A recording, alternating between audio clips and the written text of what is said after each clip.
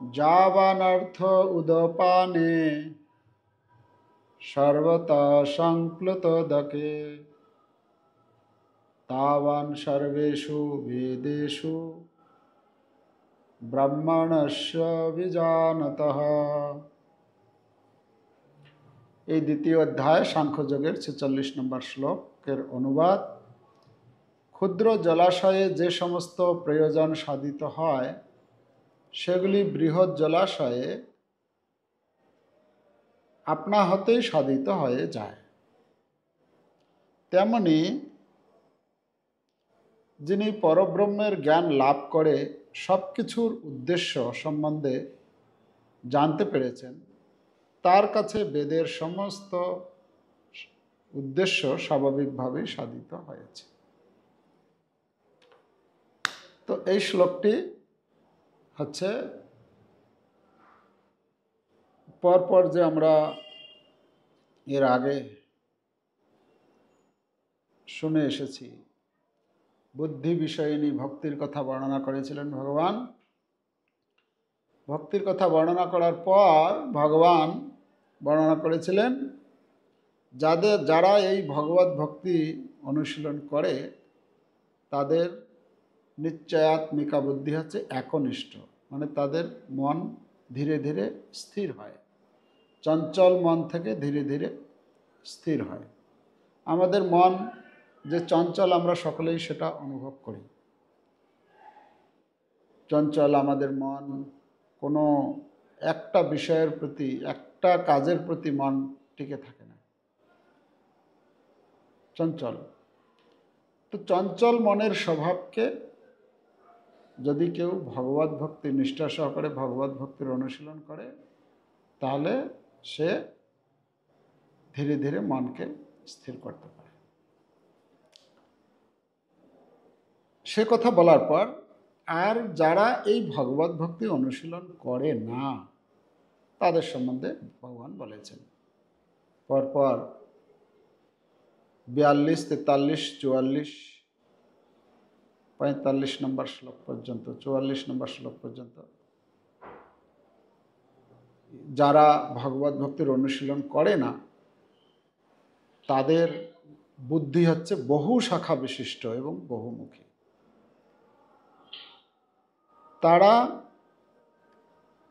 তারা কি করে? তারা ভোগ এবং ঐশ্বর্য সুখের প্রতি তারা আকৃষ্ট হয়ে পড়ে। ভোগ এবং ঐশ্বর্য। তো সেই সম্বন্ধে বলার পর আজকের এই শ্লোকে বলছেন যে এই ভক্তিটা কি রকম। ভক্তি যদি কেউ অনুশীলন করে আর অন্যান্য যে সমস্ত নীতি নিয়ম, পূজা পার্বণ পাঠ করা হয় সেগুলোর মধ্যে কি পার্থক্য এখানে বলছেন। যাবান অর্থ উদপানে। উদপানে মানে জলাশয়, ক্ষুদ্র জলাশয়, উদপান।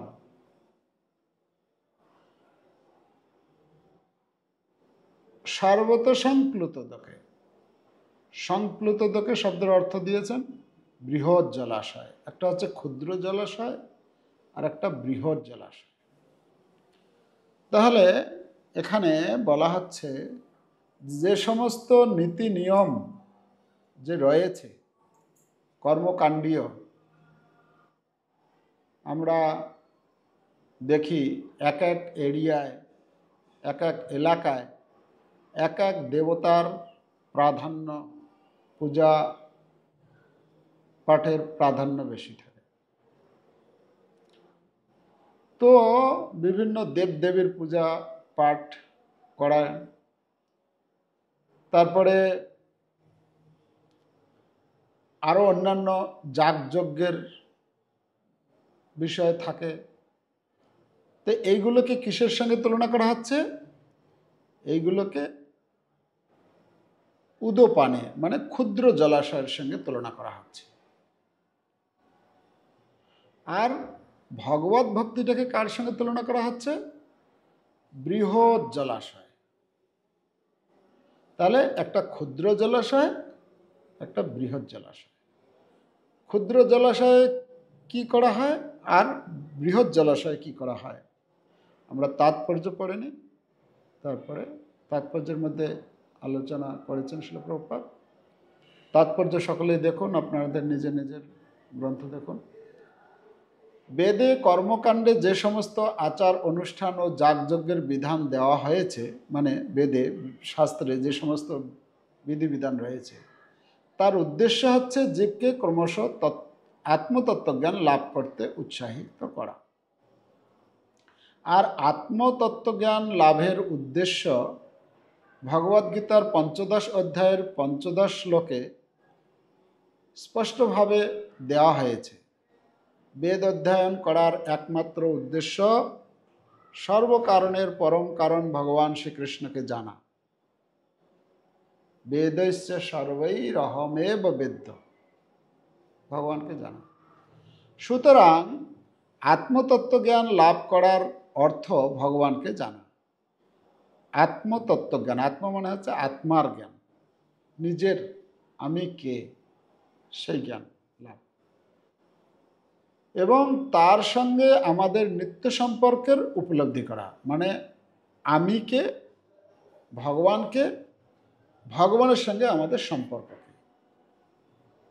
তিনটে বিষয়, একটা ভগবানকে, ভগবান সম্বন্ধে জ্ঞান লাভ, আমি কে সে সম্বন্ধে, এবং আমার সঙ্গে ভগবানের কি সম্পর্ক আছে সেটাকে উপলব্ধি করা, সেটা হচ্ছে জ্ঞান। ভগবদ্গীতার ৫ম অধ্যায়ে ৭ম শ্লোকে ভগবানের সঙ্গে জীবের সম্পর্কের ব্যাখ্যা করে বলা হয়েছে, জীব ভগবান শ্রীকৃষ্ণের অবিচ্ছেদ্য অংশ।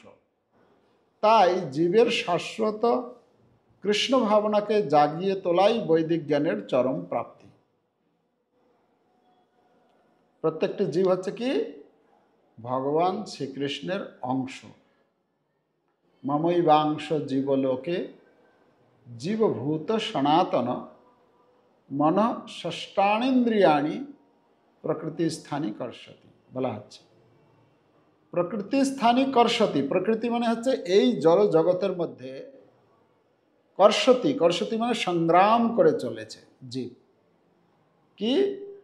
মন ষষ্ঠানীন্দ্রিয়াণি, মন সহ ৬টি ইন্দ্রিয়, চক্ষু কর্ণ নাসিকা জিহ্বা ত্বক এবং মন, এই ৬টি ইন্দ্রিয় দিয়ে জীব বেঁচে থাকার জন্য সংগ্রাম করে চলেছে। শুধু মানুষই নয়, আমরা যদি দেখি সৃষ্টিতে বিভিন্ন পশু পাখি কীট পতঙ্গ থেকে শুরু করে সকলেই সংগ্রাম করে বেঁচে থাকতে হচ্ছে সবাইকে। আমরা দেখি বেঁচে থাকতে সংগ্রাম করতে দেখি, প্রত্যেকেই তার তার অস্তিত্ব টিকে রাখার জন্য কত তাদেরকে সংগ্রাম করতে হয়। কে কখন কোথার থেকে কোন দিক থেকে তাকে অ্যাটাক করবে, আক্রমণ করবে, মানে তার নিশ্চয়তা নেই, সবসময় ভয়ভীত। একটা পাখি, একটা পশু সবসময় দেখবি যখন যাচ্ছে এদিক ওদিক তাকায়, কেউ এরকম নেই তো যে কে আমাকে আক্রমণ করবে।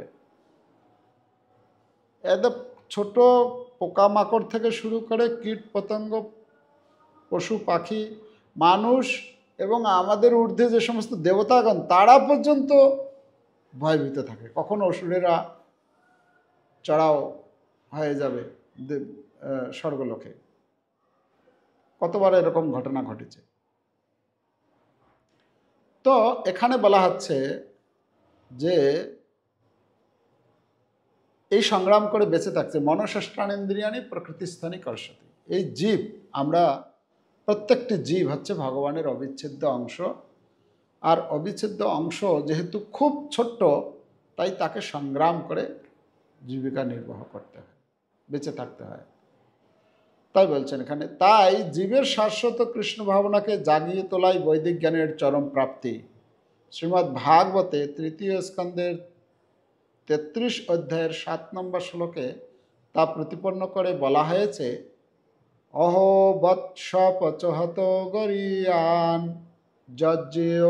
যজ্জিহ্বাগ্রে বর্ততে নাম তুভ্যম তেপুস্তপস্তে জুহুবু শশ্নুরার্যা ব্রহ্মাণুচূর্ণাম গৃণন্তি যেতে। হে ভগবান, যিনি নিরন্তর যিনি আপনার নাম কীর্তন করেন, তিনি চণ্ডালের মতো নিচু কোলে জন্মগ্রহণ করলেও অধ্যাত্ম মার্গের অতি উচ্চ স্তরে অধিষ্ঠিত। এখানে নামের মহিমা বর্ণনা করা হয়েছে, যে ভগবানের কাছে বলছেন যে ভগবান, যারা আপনার নাম জিহ্বায় উচ্চারণ করে, যদি কেউ একজন ভগবানের নাম জিহ্বায় উচ্চারণ করে, সে যে কুলে জন্মগ্রহণ করুক না কেন, উঁচু কুলে নিচু কুলে, যে কুলে জন্মগ্রহণ করুক না কেন, কি হয়, আধ্যাত্ম মার্গের অতি উন্নত স্তরে সে অধিষ্ঠিত হতে পারে। তো যদি কে কোন কুলে জন্মগ্রহণ করেছে, কে কত শিক্ষিত, কে কত পাণ্ডিত্য, বা কে কত ধনী, কে কত গরিব, সেটা এই ভগবত ভক্তির ক্ষেত্রে তার কোনো গুরুত্ব নেই, মানে তাতে কিছু যায় আসে না। কেউ অনেক ধনী হতে পারে, কেউ অনেক গরিব হতে পারে, কেউ অনেক পাণ্ডিত্য উচ্চশিক্ষা লাভ করতে পারে, কেউ না থাকতে পারে, কেউ সুন্দর হতে পারে, কেউ অসুন্দর হতে পারে, তাতে কিছু যায় আসে না। যদি ভগবানের নাম করে, তাহলে তার কি হয়ে যায়, সে এই আধ্যাত্ম মার্গের অতি উন্নত স্তরে অধিষ্ঠিত হতে পারে। এই প্রকার মানুষ বৈদিক শাস্ত্রের নির্দেশ অনুসারে বহু তপশ্চর্যা করেছেন। যদি কেউ ভগবানের নাম করে, ভগবানের প্রিয় হয়, তাহলে এখানে যে বলা হচ্ছে না যে কি বলে, বৃহৎ জলাশয় আর ক্ষুদ্র জলাশয়, ক্ষুদ্র জলাশয় আর বৃহৎ জলাশয়ের যে কাজ, সেটা আমরা পরে আলোচনা করব। এখানে বলা হচ্ছে, যদি কেউ ভগবানের নাম করে, তাহলে তার কি করা হয়ে যায়, তাহলে তাদেরকে মনে করতে হবে সে অনেক বৈদিক শাস্ত্র পূর্বে, মানে এর আগের জন্মে অধ্যয়ন করেছিলেন, বৈদিক শাস্ত্রের নির্দেশ অনুসারে বহু তপশ্চর্যা করেছিলেন সে, এবং সমস্ত পূর্ণতীর্থে বহুবার স্নান করেছে, বহুবার বেদ অধ্যয়ন করেছে, এবং মানুষকে আর্যকুলের, এমন মানুষকে আর্যকুলের মধ্যে শ্রেষ্ঠ বলেই বিবেচনা করা হয়। তো কেউ যদি কৃষ্ণ ভক্তি অনুশীলন করে, তাহলে তাকে মনে করতে হবে তার এই সমস্ত রকমের তপস্যা করা হয়ে গেছে, তার তীর্থস্থান ভ্রমণ, বহু তীর্থ স্নান বা সমস্ত বেদ অধ্যয়ন তার করা হয়ে গেছে। কত সহজ না? যদি আমাদের বিভিন্ন তীর্থস্থানে গিয়ে কত কষ্ট করে যেতে হয়, স্নান করে তার ফল লাভ করতে হয়। বলা হচ্ছে কেউ যদি এই ভগবানের নাম কীর্তন করে, জপ করে, তাহলে তার এই তীর্থে স্নান হয়ে যায়, তীর্থ ভ্রমণের ফল সে লাভ করতে পারে, বেদ অধ্যয়নের ফল লাভ করতে পারে। কত সুন্দর কথা। তারপরেও আমাদের মন চায় না,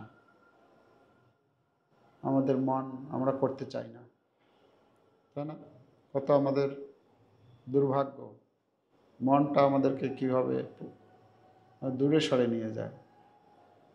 আচ্ছা, তারপরে বলছেন, সুতরাং কেবল আচার অনুষ্ঠান করে স্বর্গলোকে উন্নততর ইন্দ্রিয় সুখ ভোগ করার প্রতি আসক্ত না হয়ে বেদের প্রকৃত উদ্দেশ্যটি বোঝাবার চেষ্টা করা উচিত। বেদে তিনটি কাণ্ডের কথা বর্ণনা করা হচ্ছে। একটা হচ্ছে কর্মকাণ্ড, একটা হচ্ছে জ্ঞানকাণ্ড, আর একটা উপাসনা কাণ্ড। এটাকে বলা হচ্ছে ত্রৈবিদ্যা। ত্রৈবিদ্যা মানে ত্রৈবিদ্যা এই আগের শ্লোকে ৪৫ নম্বর শ্লোকে বলছেন, হ্যাঁ ৪৫ নম্বর শ্লোকে বলছেন ত্রৈগুণ্য বিষয়া বেদা নিস্ত্রৈগুণ্য ভবার্জুন। তো তিনটে গুণের সম্বন্ধে সেই শাস্ত্রে বেদে বর্ণনা করা হয়েছে। তো এখানে বলা হচ্ছে যে বৈদিক শাস্ত্রে কি নির্দেশ করা হয়েছে, বিভিন্ন যাগযজ্ঞের অনুষ্ঠান,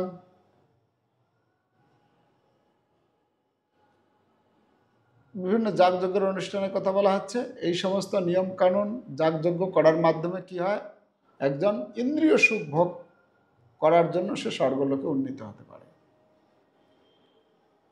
কিন্তু আমরা যদি দেখি যে সমস্ত যারা এই জগতের সাধারণ মানুষ দূরের কথা, যারা বৈদিক জ্ঞানে পারদর্শী, অনেক সাধু, অনেক মঠ মন্দিরে থাকেন যারা সন্ন্যাসী, অনেকে রয়েছেন যারা কি এই বেদ শাস্ত্র গ্রন্থ অধ্যয়ন করেন, তাদেরকে যদি খোঁজ করে দেখা যায় তাদের লক্ষ্য হচ্ছে কি করে এই শাস্ত্রের যে কর্মকাণ্ডীয় নিয়ম কানুনগুলো পালন করে কি করে স্বর্গলোকে উন্নীত হবে, এটা হচ্ছে তাদের মানে উদ্দেশ্য। তার ঊর্ধ্বে যদি কেউ উঠে তাহলে তখন সে কি করে, সে তখন বলে যে না কি করে ওই মুক্তি লাভ করব, এই পর্যন্ত চিন্তা ভাবনা করে। এখানে বলা হচ্ছে বেদ অধ্যয়নের, বৈদিক শাস্ত্র অধ্যয়নের উদ্দেশ্য এই ইন্দ্রিয় তৃপ্তি করা নয়। হ্যাঁ, ভাগবতে একটি শ্লোক আছে, কামস্য ন ইন্দ্রিয় প্রীতি লাভ জীবেত যাবতা, জীবেত তত্ত্ব জিজ্ঞাসা নার্থ যচ্চেহ কর্মভি বলা হচ্ছে। তার আর একটা শ্লোক বলছেন, ধর্মস্য হি অপবর্গস্য, ধর্মস্য হি অপবর্গস্য, ধর্মের উদ্দেশ্য ধর্ম। আমরা দেখি আমাদের আশপাশে অনেক লোক ধর্মীয় বিভিন্ন আচার অনুষ্ঠান পালন করে না, এরকম দেখা যায়। আজকে কোনো বার আছে, সেই বার পালন করছে, কালকে আর কোনো পুজো আছে, এরকম বিভিন্ন ধর্মীয় আচার অনুষ্ঠান করে থাকে। তার উদ্দেশ্য কি, কেন করে? উদ্দেশ্য হচ্ছে কি করে পুণ্য অর্জন করবে, পুণ্য অর্জন করে স্বর্গসুখ উপভোগ করবে। তো এই বৈদিক শাস্ত্রে বলা হচ্ছে যারা অনুগামী তারা বলছেন যে এই সমস্ত আচার অনুষ্ঠান পালন করে ওই স্বর্গলোকে যাওয়াটা, এটা হচ্ছে একটা অল্প বুদ্ধি সম্পন্ন মানুষের কাজ। কেন অল্প বুদ্ধি সম্পন্ন মানুষের কথা বলা হচ্ছে?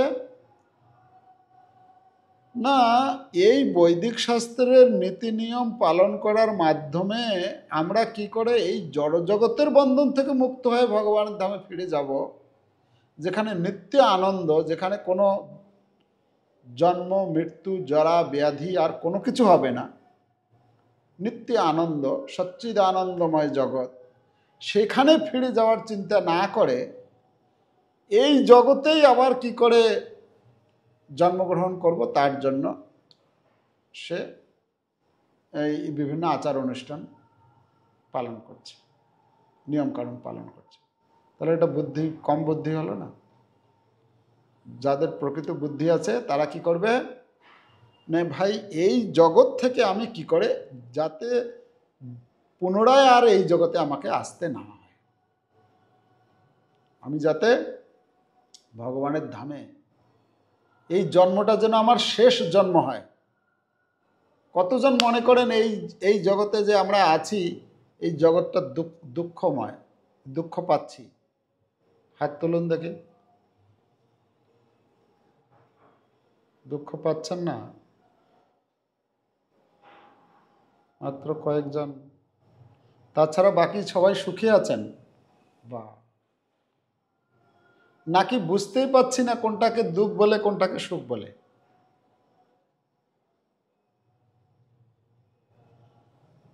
এটাই হচ্ছে এটাই হচ্ছে আমাদের সমস্যা, যে আমরা দুঃখটাকে দুঃখ বলে মানে বুঝে উঠতে পারি না, দুঃখটাকেই মনে করছি যে সুখ। আমি কালকে এটা ওই ইউটিউবে একটা ক্লাস শুনতে শুনতে ওই তারপরে আর একটা ছোট্ট একটা এসছে। তো একজন অনেক মানে পিএইচডি করেছেন, উনি ডক্টরেট লেখা আছে টাইটেল ওনার নামের আগে, একজন মাতাজি, বিহার থেকে স্কুলের টিচার। উনি বলছেন যে এই সমস্ত ধর্মীয় নীতি নিয়ম পালন করানো মানে আমাদেরকে দুর্বল করে দেওয়া হচ্ছে। ভগবানের ভয় দেখানো, শাস্ত্রের ভয় দেখানো, এগুলো হচ্ছে মানুষকে দুর্বল করে দেওয়া হয় এর মাধ্যমে। তো এই যে আমি তো ওখানে কমেন্ট করলাম, যে আমি দেখছি আবার যতজন কমেন্ট লিখেছে, অনেক কমেন্ট দিয়েছে, ওই কমেন্টগুলো তার প্রশংসা করছে। হ্যাঁ ম্যাডাম, মানে আপনি যে জ্ঞান দিচ্ছেন এটা হচ্ছে আসলে তাই। ও বলছে যে আমি আমার পরিবার, আমি ধর্ম পালন করি না, আমি টিচারই করছি, আমার হাজব্যান্ড সরকারি চাকরি করছে, আমার দুই মেয়ে তারা পড়াশোনা করছে ভালো, আমার ছেলে সে উচ্চশিক্ষা লাভ করেছে। মানে কত গর্ব, বলছে আমি সুখী আছি। কই, আমি তো ধর্ম পালন করি না। যারা ধর্ম পালন করছে তারা লোককে দুর্বল করে দিচ্ছে। আমি চিন্তা করলাম, ভগবান একদম পুরো একজন ছাচ্চা চেলা পাঠিয়েছে। কার চেলা? কলির চেলা। আমি ওখানে কমেন্ট দেখলাম, ওরা বিভিন্ন ভালো ভালো কমেন্ট লিখেছে। আমি কমেন্টে লিখলাম, লিখতে বাধ্য হলাম, মানে এত আমার কি বলে ভেতর থেকে জিনিসটা এত খারাপ লেগেছে। আমি লিখলাম যে এ হচ্ছে কলির মানে একজন যথার্থ এজেন্ট, যথার্থ এজেন্টের কাজ করছে। কলির কাজ হচ্ছে কেউ যেন কোথাও ধর্মীয় আচার অনুষ্ঠান না করে। শিল প্রভুপাদ বলছেন, বৈজ্ঞানিকদের সঙ্গে কথা বলতে গিয়ে বলছেন যে যারা এই ধর্মীয় নীতি নিয়ম পালন করে না বা মানে না, ভগবানকে মানে না, তারা হচ্ছে কি বীর দর্পে নরকে গমন। বীর দর্পে মানে তারা বীরের মতো ঘোষণা করছে এবং এভাবে তারা নরকে প্রবেশ করবে। তো সেটা তো কেউ দেখতে যাবে না। পরে আমি চিন্তা করলাম, মানে খুব ওই কথাটা আমাকে অনেক সময় ধরে একটু করেছিল, মানে মনটাকে খুব বিচলিত করে ফেলেছে, যে কিভাবে একজন এত উচ্চশিক্ষিত হয়ে ধর্ম পালন করতে হবে না, এইসব নীতি নিয়ম কোনো কিছু করতে হবে না, কোনো পূজা পাঠ করতে হবে না, কি করে এটা বলছে? আর সে তো বলছে বলছে, তাকে সাপোর্ট করছে কতজন? এটা আরো একটা বিড়ম্বনা, দুর্ভাগ্য আমাদের ধর্মের। তো কথা হচ্ছে, যদি আমরা এতটুকু জ্ঞান না রাখি, এতটুকু জ্ঞান আমাদের না থাকে যে আমি তো একটা মানে এরকম নয় যে আমি হয়তো নির্জীব, জীবন্ত একজন ব্যক্তি আমি, তা আমার জন্য নিশ্চয়ই কিছু নীতি নিয়ম আছেন। যিনি আমাকে পাঠিয়েছেন, এই শরীরটা বানিয়ে দিয়েছেন, তার প্রতি তো একটা কোনো একটা কৃতিত্ব, তার প্রতি তো একটা কৃতজ্ঞতা এতটুকু তো থাকা উচিত। আমাদের যখন এই সমাজে যখন কোনো কিছু কেউ উপকার করে, তখন আমরা কি করি? তখন আমরা তাকে ধন্যবাদ দিই না? দিই তো নাকি? ধন্যবাদ দিই। বোঝা যাচ্ছে আমার কথা? বুঝতে পারছি। তো কেউ মাথা এরকমও করছে না, এরকমও করছে না, কিছুই বুঝতে পারছি না কি আমি বাংলা ভাষায় বলছি তো নাকি? আমি তো দেখছি না না, সবাই। আমরা তো ধন্যবাদ দিই, জানাই ভালো করে। তো যখন আমাদের কেউ কিছু একটু ছোট্টখাটো উপকার করে তখন আমরা তাকে ধন্যবাদ দিই, থ্যাংক ইউ করি। কিন্তু যিনি আমাকে এই জগতে পাঠিয়েছেন এত সুন্দর একটা শরীর দিয়ে, যিনি আমাকে সব কিছু সরবরাহ করছেন, বেঁচে থাকার জন্য বায়ু, প্রতি মুহূর্তের জন্য যেটা লাগে অক্সিজেন দিচ্ছেন, কত কতগুলো সিলিন্ডার যে এ পর্যন্ত শেষ করেছি। একটা সিলিন্ডার এই করোনার সময় আমরা বুঝতে পেরেছিলাম, একজনের যদি অক্সিজেন লাগাতে হয়েছিল তো মানে 1-2 দিনে কত টাকার বিল চলে আসতো, হয়েছে এরকম ঘটনা শুনেছি। তো এতদিন যাবত যে আমরা অক্সিজেন নিচ্ছি ফ্রি, সেইগুলো যদি মিটার যদি সেটা যদি মানে বিলটা পাঠায় কত টাকা হতে পারে। যিনি বায়ু সাপ্লাই দিচ্ছেন, যিনি এই যে সূর্যের কিরণ দিচ্ছেন, তাপ দিচ্ছেন, সূর্য না উঠলে আমাদের কিছু করতে পারি না, কাপড় চোপড় পর্যন্ত শুকায় না, প্রতি মুহূর্তের জন্য লাগে। আগুন দিয়েছেন, আমরা রান্না করছি। হ্যাঁ, ভগবান জঠরাগ্নি রূপে আমাদের ভেতরে পেটের মধ্যে আছে। যদি খাই, খাওয়ার পরে যদি জঠরাগ্নি যদি কাজ না করে, হ্যাঁ, ভগবান বলছেন অহং বৈশ্বানর ভূত্তা প্রাণিনাম দেহম আশ্রিতম, আমি বৈশ্বানর অগ্নিরূপে জঠরাগ্নি রূপে সেখানে আছি। আর যা খায় প্রাণাপানের সময়যুক্তা পচাম্যন্নম চতুর্বিধম, 4 রকমের যে আমরা খাদ্য গ্রহণ করে থাকি, চর্ব চস্য লেহ পেয়, মানে কিছু খাবার আমরা চিবিয়ে খাই, কিছু খাবার চেটে খাই, কিছু খাবার আমরা চুষে খাই, কিছু খাবার আমরা পান করি। 4 রকমের খাদ্য। 4 রকমের খাদ্য যে আমরা খাই সেটা পচামি মানে পাচন ক্রিয়া, সেটাতেও ভগবান করে দেন। ভগবান কত কিছু ফেসিলিটি দিয়েছেন, এর পরেও কত বড় আমরা নিমক হারাম, ভগবানকে আমরা মানি না। মানে কি কত বড় নিমক হারাম হলে এই কথাটা বলা যায়, আমি ভগবানের ধার ধারি না, ভগবানকে সময় দেওয়ার মতো আমার সময় নেই, আমি কাজের লোক। মানে কীরকম চিন্তা করা যায়। এটার কারণ কি? এটার কারণ হচ্ছে আমাদের বাবা মায়েরা হচ্ছে তার জন্য দায়ী। কেন? ছোটোবেলার থেকে আমাদেরকে এতটুকু বোধশক্তি, এতটুকু শেখায়নি যে এই জগতে ভগবান আমাদেরকে সব কিছু সরবরাহ করছেন। তিনি জানেন না, আমার বাবা মাই জানতো না, মানে তার জন্য কে দায়ী? তার বাবা মা দায়ী, তাই তো নাকি? তো যেগুলো আগে হয়ে গেছে তো হয়ে গেছে, এখন যাতে আমরা যতটুকু সময় আছে আমরা যাতে শিখি এবং আমাদের পরবর্তী জেনারেশন যারা আসবে তাদেরকে যেন কমসে কম এই জ্ঞানটা আমরা দিই, যে দেখো এই জগতে যে আমরা বেঁচে আছি ভগবানের উপর নির্ভর করেই আমরা আছি।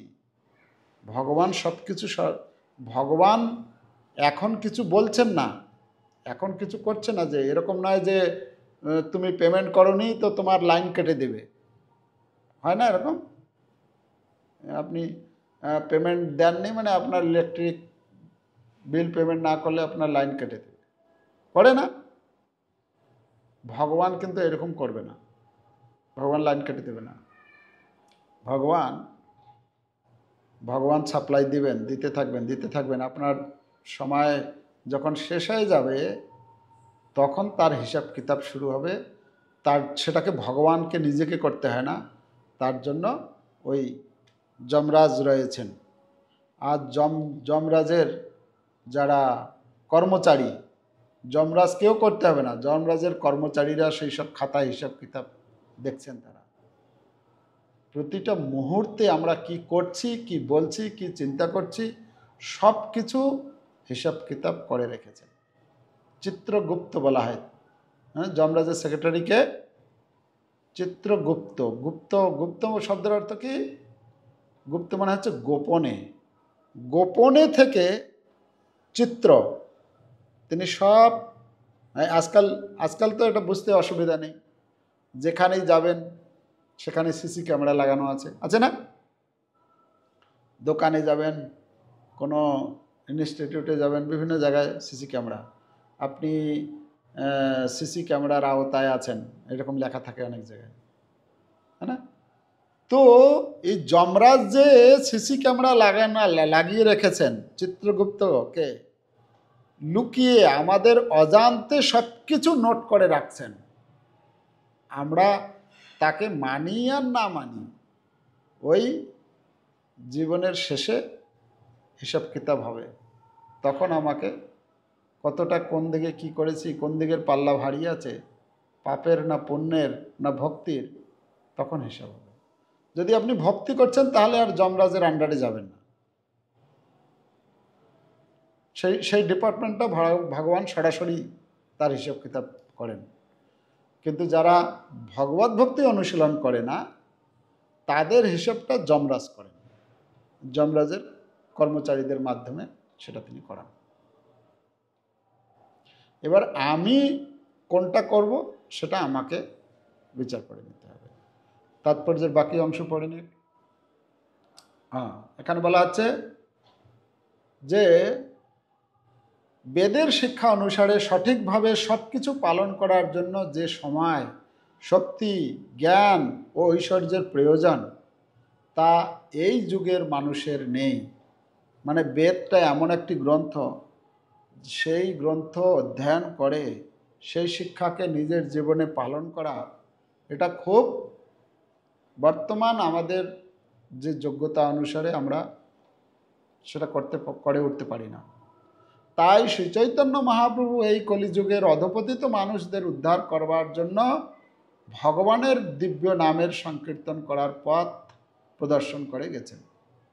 তো যেহেতু আমরা অন্যান্য যুগের যে সমস্ত নীতি নিয়ম ছিল ভগবানকে লাভ করার জন্য, এই জগৎ থেকে উদ্ধার পাওয়ার জন্য, সত্য যুগে ছিল কৃতে যধ্যায়তে বিষ্ণু, ধ্যান করার মাধ্যমে লক্ষ লক্ষ বছর, মানে অনেক বছর ধরে, শত শত হাজার হাজার বছর ধরে ধ্যান করতে। আমরা জানি সেই ধ্যান করেছিলেন রত্নাকর দস্যু, না? কে ধ্যান করেছিল? সেই 60,000 বছর ধরে তপস্যা করেছিল বলছিল, আছে না?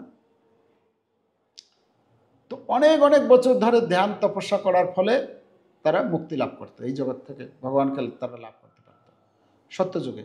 কেন? সত্যযুগের আয়ু ছিল অনেক, 1 লক্ষ বছর আয়ু ছিল। তারপরে সত্যযুগ যখন চলে গেল, ত্রেতা যুগ আসলো, 10 ভাগ আয়ু কমে গেল। 1 লক্ষ বছর ছিল, 10 ভাগ কমে গেল। 10 ভাগ কমে গেল মানে 1 লক্ষ থেকে একটা শূন্য যদি কম করে দেন তাহলে কত হয়ে যাবে? 10,000। তো ত্রেতা যুগের মানুষের আয়ু ছিল 10,000 বছর। তো তখন আর ওই ধ্যান করার মাধ্যমে ভগবানকে লাভ করা সম্ভব হলো না। তো তার জন্য সেই যুগের জন্য আলাদা পন্থা দেওয়া হলো, কি? কৃতে যধ্যায়তে বিষ্ণু ত্রেতায়াম যজত মখই। মখই মানে হচ্ছে বিভিন্ন যজ্ঞ, অশ্বমেধ যজ্ঞ, গোমেধ যজ্ঞ।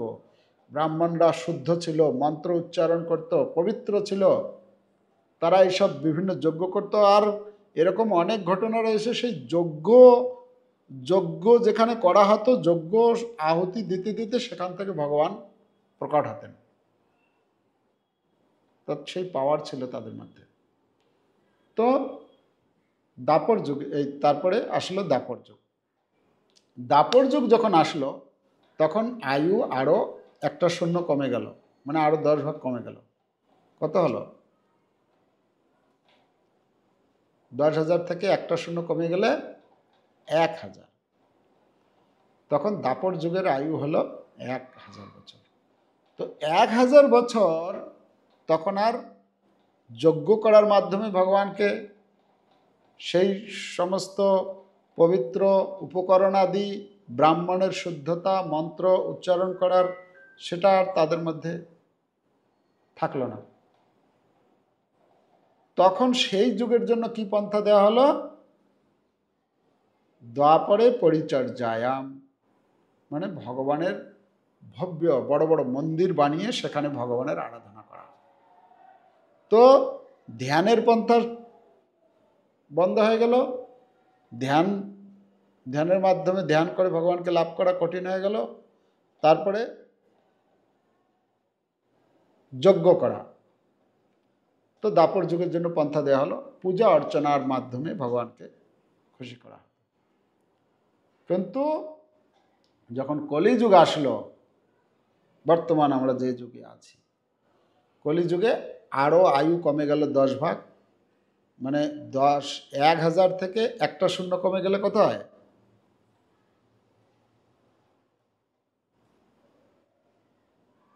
কত হয়?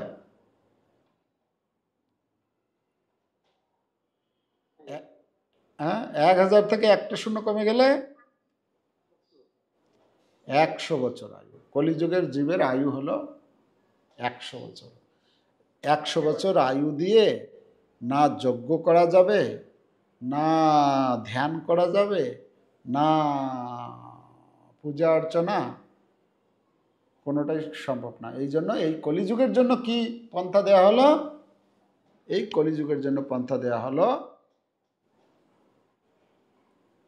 কলৌ সৎ সংকীর্তন।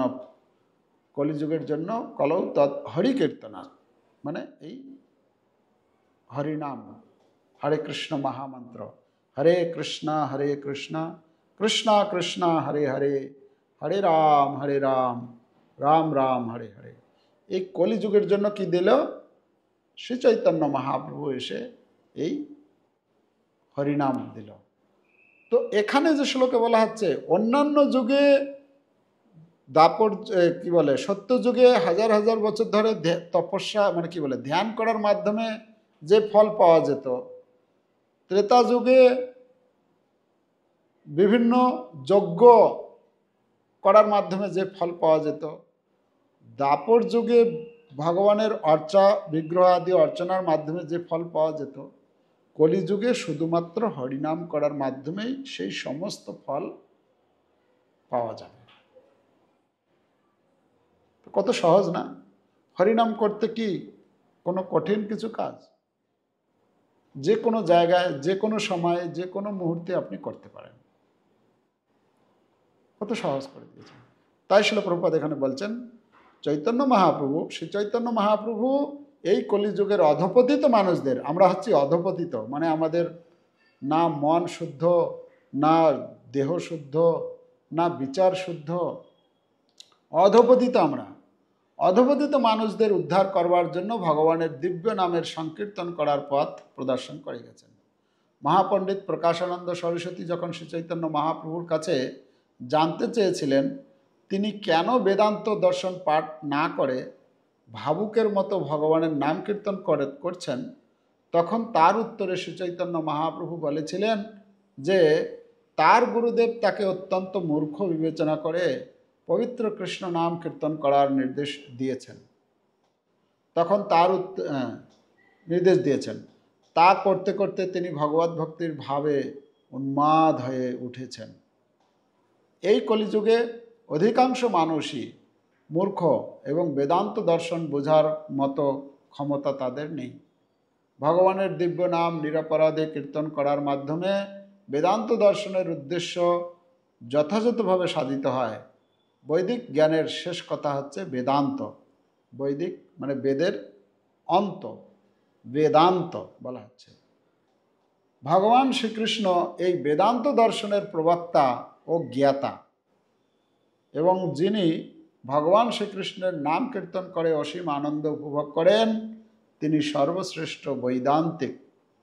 সেটি অতীন্দ্রিয় বৈদিক জ্ঞানের চরম উদ্দেশ্য। তো এখানে বলা হচ্ছে শ্রী চৈতন্য মহাপ্রভু যখন তিনি বারাণসীতে গিয়েছিলেন, সেখানে বড় বড় বিদগ্ধ পণ্ডিতেরা, প্রকাশানন্দ সরস্বতী হচ্ছেন তাদের লিডার, গুরু। তো তিনি চৈতন্য মহাপ্রভুকে, তিনি একজন সন্ন্যাসী, তো তাকে জিজ্ঞাসা করলেন, আপনি একজন সন্ন্যাসী, তো সন্ন্যাসীর ধর্ম হচ্ছে, সন্ন্যাসীর কর্ম হচ্ছে বেদ বেদান্ত শাস্ত্র আদি অধ্যয়ন করা, তা আপনি সেটা না করে এই নৃত্য কীর্তন করছেন, এই হরে কৃষ্ণ মহামন্ত্র কীর্তন করছেন, এটা তো সন্ন্যাসীর ধর্ম নয়। সন্ন্যাসী তো এভাবে নৃত্য কীর্তন করবে না, এটা তো ভাবুকের কাজ হচ্ছে। হ্যাঁ, যারা শাস্ত্রগ্রন্থ অধ্যয়ন, তাদের গাম্ভীর্য থাকবে, তাদের একটা, আপনি ভাবুকের মতো কাজ করছেন কেন? তখন চৈতন্য মহাপ্রভু বলছেন, দেখুন, মানে দৈন্যতা প্রকাশ করে বলছেন, হ্যাঁ, কেন? তাদের উদ্দেশ্য হচ্ছে, মহাপ্রভুর উদ্দেশ্য ছিল তাদেরকে ভক্ত করা। তো তখন তিনি বলছেন যে গুরু মোরে মূর্খ দেখি করিল শাসন। হ্যাঁ, চৈতন্য মহাপ্রভু বলছেন আসলে গুরুদেব আমাকে বিচার করেছেন, বুঝতে পেরেছেন উনি আমি হচ্ছি মূর্খ, তাই আমাকে শাসন করে বলেছেন, এই তুমি বেদ বেদান্ত শাস্ত্রগ্রন্থ এইসব অধ্যয়ন করে বুঝে উঠতে পারবে না, তুমি শুধুমাত্রই হরিনাম করবে। আচ্ছা, চৈতন্য মহাপ্রভু কি মূর্খ ছিলেন? নিমাই পণ্ডিত, যিনি বিশ্ববিখ্যাত পণ্ডিত ছিলেন, তিনি বলছেন আমাকে গুরুদেব মূর্খ দেখে এই হরিনাম করতে বলেছেন। তো কথা হচ্ছে, আমরা যদি শুধু হরিনাম করি, এখানে যে বলা হলো, উদাহরণ দেওয়া হলো বৃহৎ জলাশয় আর ক্ষুদ্র জলাশয়। আগেকার দিনে আমরা দেখতাম বাড়িতে কুয়ো থাকতো বা পুকুর থাকতো, তাই না? কোনো পুকুরের জল, আপনারা কেউ পুকুরের জল খেয়েছেন কখনো? খাননি? আর মানে আপনাদের আগে আরও ছিল। আমি ট্রাভেলিং করতে করতে এক সময় একটা জায়গায় গিয়েছি, তো ওইখান থেকে জল আনতে গিয়েছি, না ওইদিকে যাচ্ছিলাম, তো পাড়ার লোকগুলো দূর থেকে চিৎকার করছে, এই ওইদিকে যাবে না, ওইদিকে যাবে না। ওই মানে তারা মনে করেছে যে স্নান টান করবে হয়তো, বলছে না। আমি তখন জিজ্ঞেস করলাম কেন? না, ওই পুকুরের জল আমরা খাই, এই জন্য ওই পুকুরে এমনি লোকের যাওয়া নিষেধ আছে।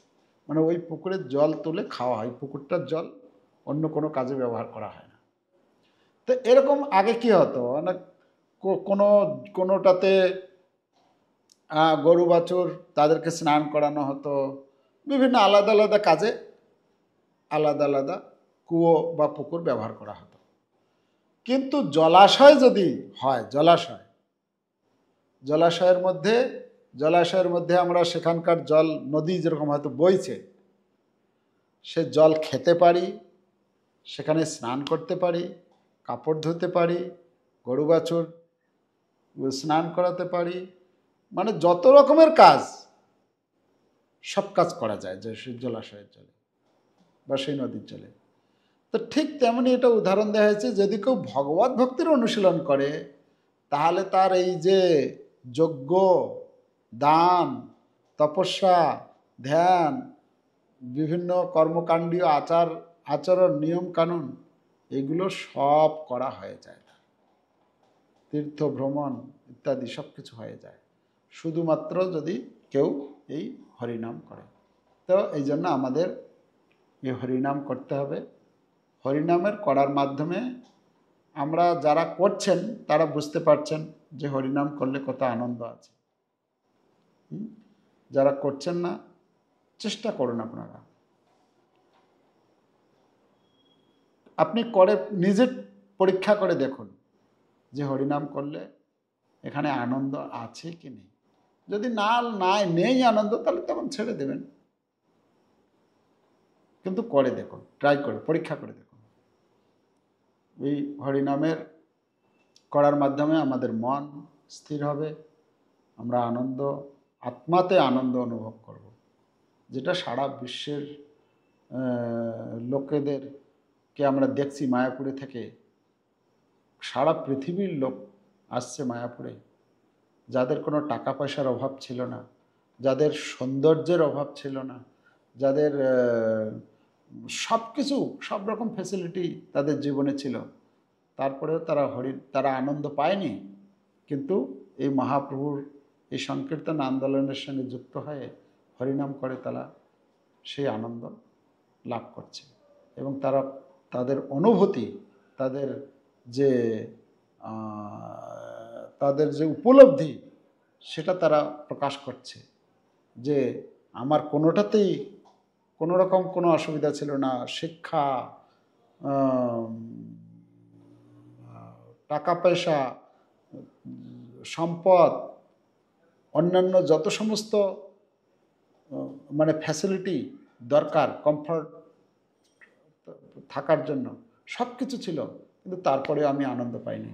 কিন্তু যবে থেকে আমি এই ইস্কনের ভক্তদের সংস্পর্শে আসলাম, যখন থেকে আমি হরিনাম করা শুরু করলাম, ভগবদ্গীতা অধ্যয়ন করা শুরু করলাম, তবে থেকে আমি আনন্দ অনুভব করছি।